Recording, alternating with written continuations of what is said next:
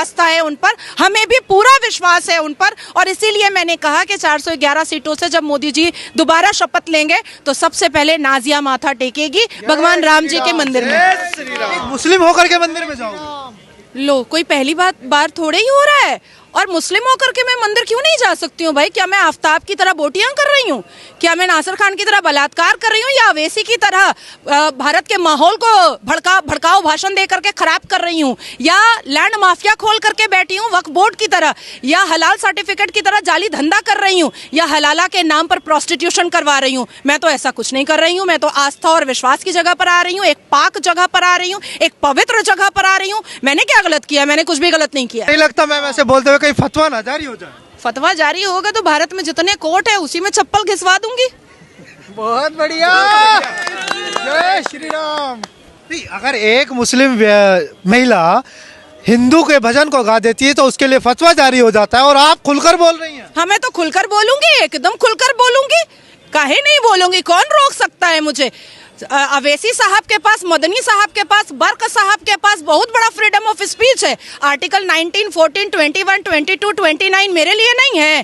काहे नहीं होगा मेरे लिए? मेरे लिए नहीं होगा। बहुत बढ़िया। हम भी फ्रीडम ऑफ स्पीच पे बात करेंगे, फ्रीडम ऑफ स्पीच पे बात एकदम। और मैंने तो संविधान पढ़ा हुआ है। अवैसी अगर बैरिस्टर है तो नाजिया कोई जाहिल अनपढ़ तो नहीं है कि वो समझा देंगे भाई मेरा फ्रीडम ऑफ रिलीजन है, मेरा फ्रीडम ऑफ स्पीच है। तो मेरा कहाँ चला गया? मेरा कहाँ चला गया? मैं जाकर के सीरिया में ढूंढूं क्या अपना फ्रीडम ऑफ स्पीच? मैं सीरिया में ढूंढूंगी क्या? बहुत बढ़िया, बहुत बढ़िया। फ्रीडम ऑफ स्पीच की बात कर रहे हैं तो बात भाईचारे की करिए ना।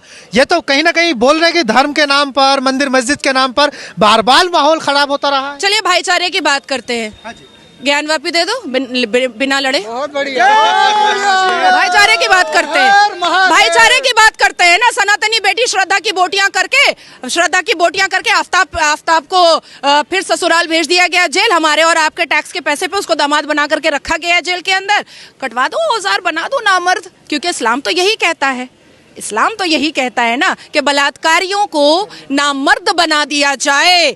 सऊदिया का कानून भी यही कहता है, और हमारे अल कुरान 30 पारा भी यही कहता है कि अगर कोई भी मुसलमान मर्द ज़िना करता है तो उसको नामर्द बनाया जाए। बनाओ, मैं लिस्ट दे देती हूँ बलात्कारियों का, मुसलमान बलात्कारियों का। आपने ज्ञानव्यापी की बात की ज्ञानव्यापी दे दो, भाईचारे की बात करेंगे, शुरुआत करेंगे। करते हैं शुरुआत ना। ओवैसी साहब ने कहा था कि 1991 का जो वर्शिप एक्ट है उसका उल्लंघन है ये।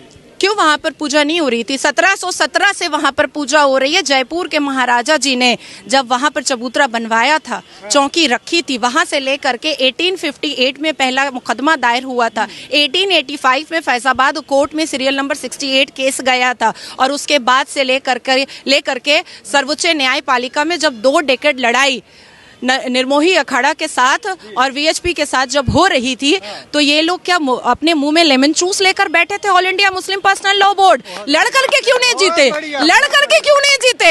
सबूतों के आधार पर क्यों नहीं जीते? जब आचार्य जी ने 441 वेदों और ग्रंथों के सबूत रखे थे मुसलमान जज के सामने, तब उसको क्यों नहीं काट पाए? अरे भाई, लीगल भी आप जीते हैं, धार्मिक भी आप जीते हैं, और इमोशनली भी आप जीते हैं। तीनों आधार पर आपकी जीत हुई है। तो अब इसमें क्या हम लोग क्या बोल सकते हैं? और अवैसी साहब जो बोल रहे हैं वो अपना टीआरपी बनाने के लिए, माहौल गर्म करने के लिए ये सब बोलते रहता है। खुद बैरिस्टर है, 5 मुसलमान भी बैरिस्टर नहीं बना पाया। लेकिन मैम, एक तरफ जहां राम के नाम पर राजनीति तो दशकों से होती आई, लेकिन अब सीधा सीधा आरोप लग रहा है कि बीजेपी जो है एक पॉलिटिकल इवेंट ऑर्गेनाइज कर रही है, ये कोई आस्था वास्ता का प्रोग्राम नहीं है। तो फिर अवैसी भी नमाज बिछा करके नमाज जो है अपने सियासत के फायदे के लिए ही पढ़ता होगा, उसी के लिए पढ़ता होगा। धार्मिक अगर किसी के धर्म को हम उंगलियां उठाएंगे तो हमारे धर्म पर भी तो उंगलियां उठेंगी ना। आप लोग बहुत शरीफ आदमी लोग हो, सनातनी बहुत टॉलरेंस है, बड़ा बर्दाश्त है आप लोगों के अंदर। सही सुनो, बताया जाता। कौन बता रहा है? आमिर खान ने कहा था ना कि इस देश में इंटॉलरेंस बढ़ गया है, डर लगता है अब। यहाँ का नमक खा करके और यहीं के थाली में लुंगी उठा करके हगने वाले को मैं एकदम वैल्यू नहीं देती हूँ। इसलिए लाल सिंह चड्ढा का मैंने लुटिया डुबो दिया था। सारे स्टेट में केस केस करके, सारे स्टेट में मैंने केस करवाया था कि इसको बैन करो। अच्छा मैम, एक तरफ अभी बहुत पवित्र जगह हम लोग खड़े हैं, प्रभु हनुमान जी का ये स्थान माना जाता है और बहुत प्राचीन है। जब कहा जाता है कि कण कण में राम है, व्यक्ति व्यक्ति में राम है, और राम की कोई अस्तित्व नहीं जान पाया, ना जान पाएगा, क्योंकि वो बिना आकार के होते हैं। आस्था तो यही कहती है।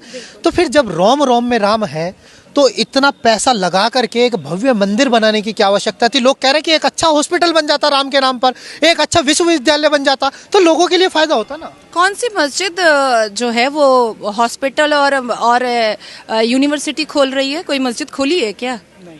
तो कहीं से तो शुरुआत करनी पड़ेगी। नहीं, सारी मंदिरें सरकार को टैक्स दे रही हैं, सारी मंदिरें यूनिवर्सिटी खोल रही है, कैंसर हॉस्पिटल खोल रही है, गुरुकुल खोल रही है। मंदिरें तो बहुत पार्टिसिपेट कर रही हैं, बहुत, और अपने अपने पैसे से पार्टिसिपेट कर रही हैं। और राहुल बाबा के अब्बा जान ने बनवा दिया क्या मंदिर?